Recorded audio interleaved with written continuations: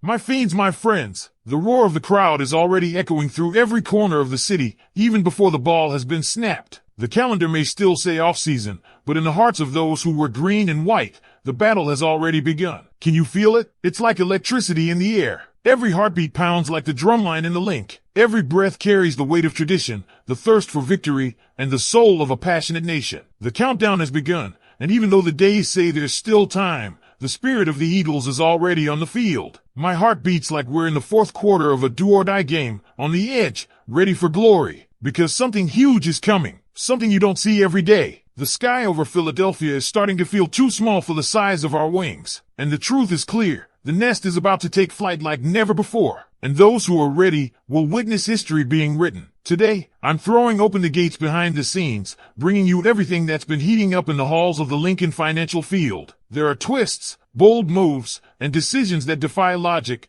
but make perfect sense in the war game that is the NFL. But before anything else, smash that like button like it's the start of a final drive for the championship. Only do it if you've lived through the battles of the past. If you roared for Reggie White, got chills with Brian Dawkins, celebrated McNabb's magic, or broke down when Nick Foles raised that Vince Lombardi trophy in 2018. This one's for you. And if you, like me, feel that green blood pumping through your veins, drop this in the comments with pride and passion. Go Birds! My heart bleeds green and white. Let's fly higher. Because my friend, this isn't just football. This is religion. This is identity. This is Philadelphia. Now hold tight, fan, because what I'm about to tell you will prove that 2025 isn't just another season. It could be the year that builds a dynasty. Let's kick things off with the story that's shaking the nest. There's no better place to start than with the absolute rock of the offensive line, Lane Johnson. The man is not just holding it down at right tackle. He's redefining what it means to age in the NFL. At 35 years old, Lane isn't slowing down, he's accelerating. In fact, during mandatory minicamp, he said,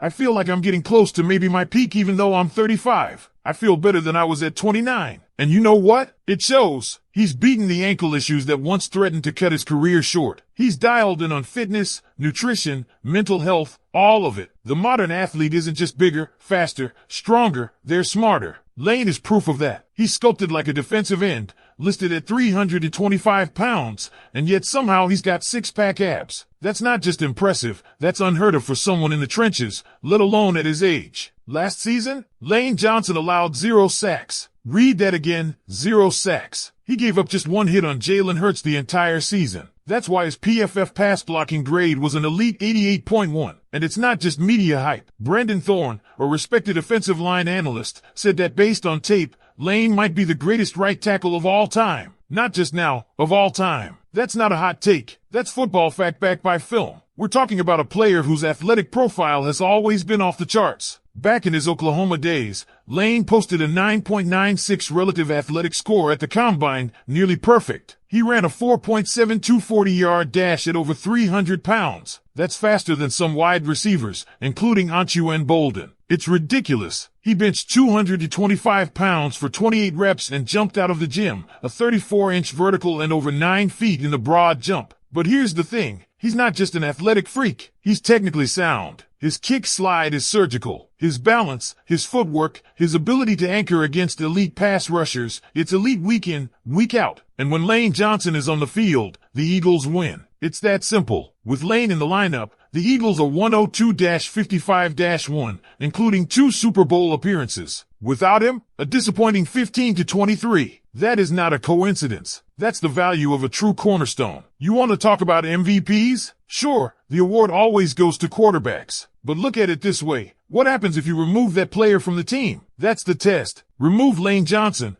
and the Eagles collapse offensively. Period. That's MVP caliber impact. And yet, when WIP Radio released a list of the top 11 Philadelphia athletes, guess who was missing? Jalen Hurts. Yeah, you heard me. The quarterback who has taken this team to 2 Super Bowls in 3 years, a runner-up for MVP, was nowhere to be found. Yet Ranger Suarez made the cut, and Lane, he's there, thankfully, but not nearly high enough in the conversation. He deserves to be in the GOAT discussion at right tackle. Again, that's not fan bias, that's respected analysts like Brendan Thorne saying it loud and clear. Let's not forget Lane's journey. coming out of junior college as a tight end and even a quarterback before switching to offensive line at Oklahoma. That's not just versatility, that's an insane transformation. And he wasn't just serviceable, he was dominant on both sides of the line in college. Right tackle, left tackle, it didn't matter. He had the size, the footwork, the strength, the technique. Now, he's not only lived up to the hype of being a third overall pick in 2013, he surpassed it. Let me remind you what that era was like. Chip Kelly was calling the shots. The same Chip Kelly who dismantled what could have been a Super Bowl winning core. Michael Vick, gone. LeSean McCoy, gone. Deshaun Jackson, gone. Jeremy Maclin, gone. But the one brilliant move Chip made? Drafting Lane Johnson. We talk a lot about how Philly fans are intense,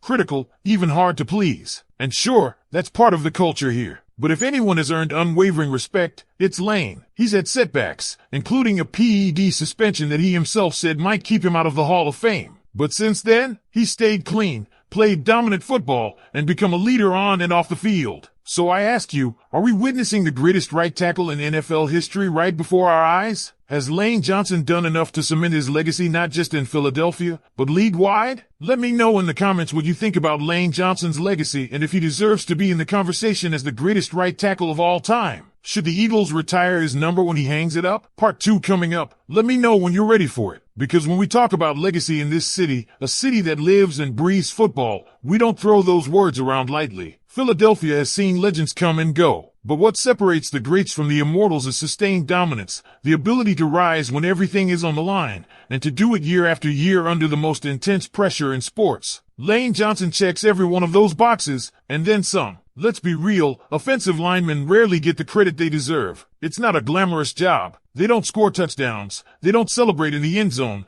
They don't rack up fantasy points. But football is won in the trenches. That's where games are decided. And Lane Johnson is the definition of a game changer. Just look at what he did last season. The guy was playing through pain, again, and still didn't allow a single sack. That's not just rare. That's unheard of. And if you're wondering how that's even possible, it's not just because of size or strength. It's because of IQ. Lane studies the game like a quarterback. He knows every defensive front, every pass rush tendency. He's prepared for every look. And that allows Jalen Hurts to do what he does best, extend plays, create magic, and keep this offense lethal. And speaking of Jalen Hurts, how is it possible that this guy doesn't crack the top 11 list of athletes in Philadelphia? This is a player who's transformed the identity of this team since taking over as the full-time starter. He's led by example, stayed cool under pressure, and fought through injuries without making excuses. He's taken this team to 2 Super Bowls, too. He was a runner-up for league MVP. And sure, he had some struggles last season. We saw it. The turnovers, the miscommunication, the inconsistency at times. But no quarterback plays perfect football every year. What matters is how you bounce back. And if there's one thing we've learned about Jalen Hurts, it's that he never stays down. The disrespect? It's wild. To say he's outside the top 11? To rank him between 15 and 20? That's not just wrong. It's tone deaf. This guy is one of the winningest quarterbacks in the NFL since he stepped in. He's elevated this team. And still, some people in this city don't appreciate what they have. That's the same kind of thinking that drove